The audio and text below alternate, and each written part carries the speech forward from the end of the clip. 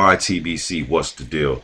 So I was on Boxing Scene the other day, man, and I seen that they were, talking about Charles Martin and who should he face next. Now we've heard the stories about Martin and his team offering this fight to Anthony Joshua and so on and so forth about that. But then I looked at some other, uh, can opponents that they were suggesting, and I seen Artur Szpilka and Chris Arreola. Okay, well, Artur Szpilka is a decent fighter. He's definitely in the top 40, top 30 probably. He's in there.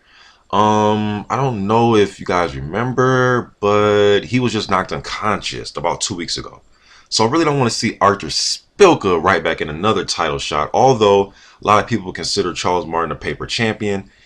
And please, I understand that guys have got knocked out before and have came back and won titles. I'm not saying he should never get a title shot, but a immediate title shot after just getting a title shot, it shouldn't work like that, and I don't want to see that shit. Chris Arreola, okay, that would be a different, that would be a decent fight, but first let me say this, I'm not going to be too hard on Charles Martin. Yes, he didn't win the title in a spectacular fashion that we wanted to see him win it in. Hell, he didn't even win it in a controversial decision. It was just, Glasgow hurt his knee, he went down, so on and so forth. So Martin still has a lot to prove, and to some of you, fighting Arreola would still be a proving ground for him. Some people don't even believe that he's fought anybody as good as Arreola, and that's debatable. We can argue that.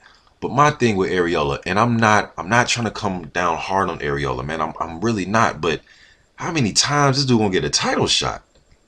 And how much credit can we get from beating Arreola? When is it going to stop that we stop getting credit for beating Chris Arreola? The dude has had his title shots. He has failed in his title shots. He lost to Vitaly. Then he lost to Bermain Stervern. And then he was going to get a title shot after the Fred Cassie fight. The Fred Cassie fight was supposed to be a tune-up for him to get the Deontay Wilder fight in December or January, but it was set for December. That's how that was supposed to go. So that was another missed opportunity. How many motherfucking opportunities we going to keep giving Chris Arreola? I mean, seriously, man. Now, I seen that Eddie Chambers called Chris Arreola out. And he was saying that, hey, we're both with Heyman, and he went on to say, just like Chris Arreola's getting all these chances, pretty much what I'm saying. I think that'd be a good fight. We can even argue that Travis Kauffman beat Chris Arreola. I thought he beat him 114, 113 in their last fight. I thought he beat Arreola. Now, that's just my opinion. What's officially will go down as a split decision victory for Chris Arreola. But how many times is Chris Arreola going to keep getting these fucking title shots, man? I mean, seriously. It's not like somebody's holding him back and, he's been on this long winning streak and where, people are hating on him for getting a title shot. That's not it. It's just the fact that he has had these opportunities and he keeps coming up short. Then when he lost to Thomas Adamek, probably about a few fights after Adamek beat him, Adamek got a title shot against Vitaly. Chris Arreola should be fighting the Jarrell Millers and the Oscar Rivas and the Dominic Brazils of the world, man. I'm just being honest. Your last 6 fights, you lost to Stervern twice, and you got a draw with Fred Cassie, a fight I thought you lost, and you got a win over Kauffman, a fight that I thought you lost. And yes, you did dispose of Seth Mitchell. Rather than that, that was your last good performance. I mean, shit, we got to go back to 2012 when you beat Eric Molina. Why is this dude getting all these title shots like this? Or why is he even being mentioned for a title shot? Now, credit to Arreola, because after that Fred Cassie fight, he himself said that, man, I don't deserve a shot with Deontay Wilder. I look like shit in this fight. He said that, and I gave him credit. If you go and check the video on my page, it's one of my first videos for this new page I made, where I gave respect to Chris Arreola for keeping it real. Because he could have did what a lot of guys done. He could have got that Fred Cassie draw and said, look, man, I thought I won the fight. The judges had it a draw. I'm about to go in that Deontay Wilder fight, man. I won this fight. He could have played that card, but he didn't. And I kind of think he knew that that he blew it with Deontay Wilder. But at least he kept it real himself, saying, man, I look like shit. I don't deserve no title shot. But if he's going to keep it real, then keep it all the way real, because a lot of people thought you lost the Kauffman fight. And you don't deserve a title shot after that fight. Now, I can see if you and Kauffman were, was an eliminator for the title shot. But no, if anything, I'd rather see Travis Kauffman. Yes, he has an official loss, but we all thought he won that fight. A lot of us. I'd rather see him against Charles Martin than Chris Arreola. Now, if you're just looking at the two fighters, it could be intriguing, but it's just like, I don't want to see Arreola get the title shot.